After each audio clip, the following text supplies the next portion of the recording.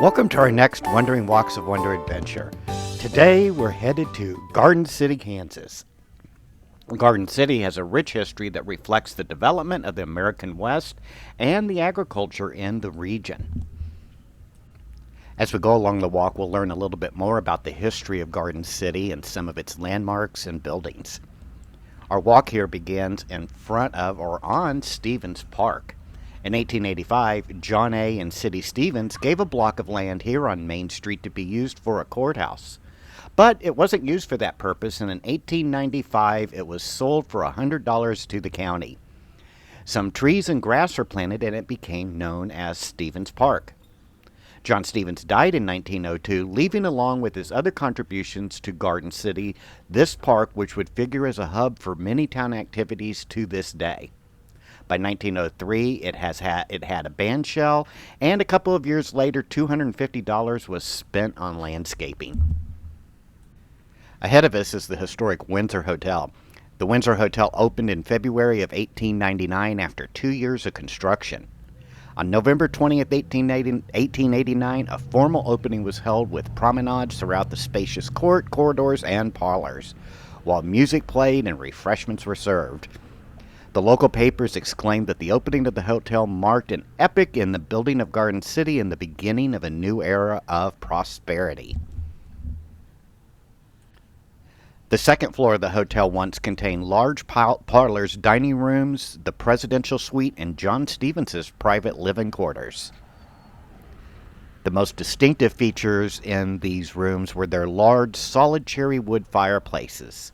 At one time, many famous people reportedly stayed at this hotel for periods of time, including Buffalo Bill Cody, Jay Gould, an early financier, and actresses and actor Lillian Russell and Eddie Foyle. The State Theater began construction in 1928 and was completed in 1929. There was an $88,000 contract for the building of a new movie theater here on Main Street. There was a seating capacity at one time of 700 seats, 600 on the ground floor, and 100 in the lobby. The theater opened for business in 1929, showing silent pictures. It wasn't until many months before it made the conversion to sound and presented Al Jolson's The Jazz Singer. Air conditioning was added in 1934. In 1967, the theater was extensively remodeled and had a grand reopening gala complete with 2 showings of the John Wayne movie El Dorado. In 1999, the theater closed due to declining ticket sales and the condition of the building, but it has been refurbished and now shows local theatrical performances.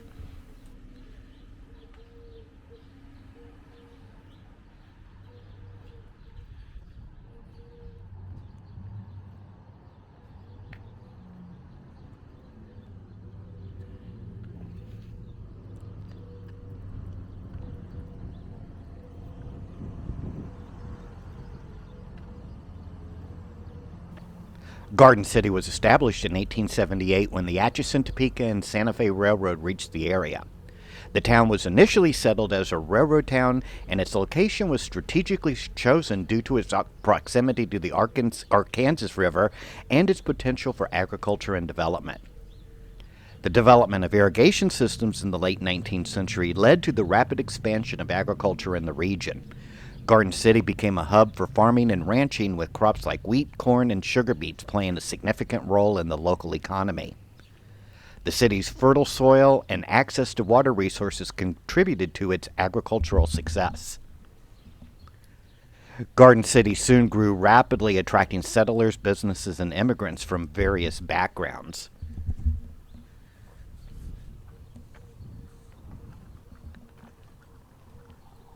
One set of buildings that were constructed in this early part of Garden City's growth were the Grant and Lincoln buildings.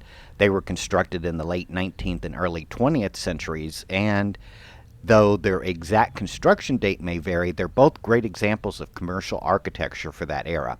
Those are those buildings that we see right in front of us, one with the black trim and one with the tan trim. Like many buildings for this period, the Grant Lincoln buildings were originally constructed for commercial purposes. They likely housed a variety of business over the years, including retail stores, offices, and maybe even restaurants and saloons.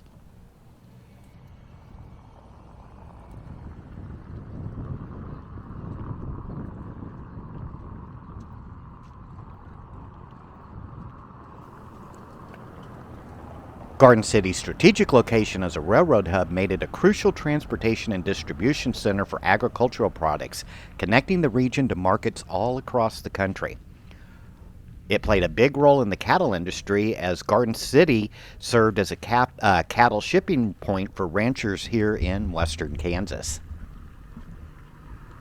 Garden City was also at the forefront of agricultural innovations, including the use of center pivot irrigation systems, which transformed farming practices in the region.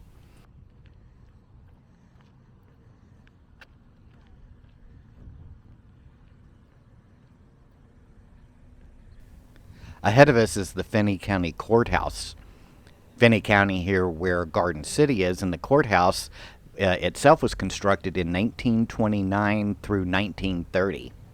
It was designed in the classical revival style, which was very popular for government buildings during that era.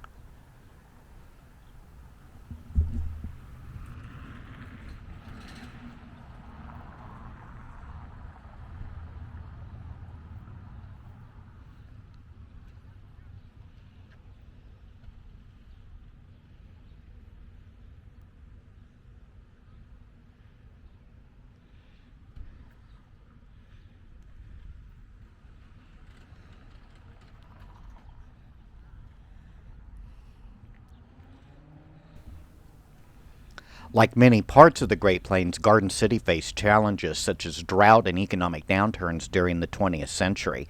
However, the region's agricultural resilience and adaptation contributed to its ongoing vitality.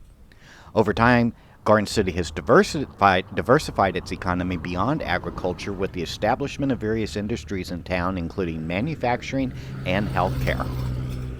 Garden City has also become known for its cultural diversity with a significant immigration population, particularly from Mexico and Central America.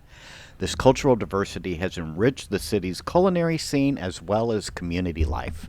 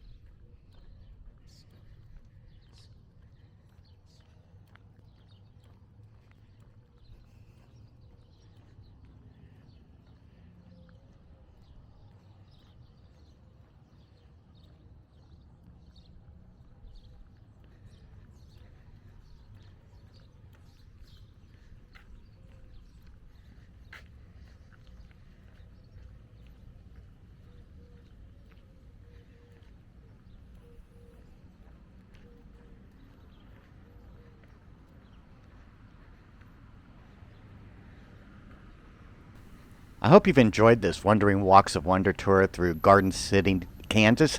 Make sure to hit that like and subscribe button, and we will see you on our next Wandering Walks of Wonder adventure. Take care now. Bye-bye.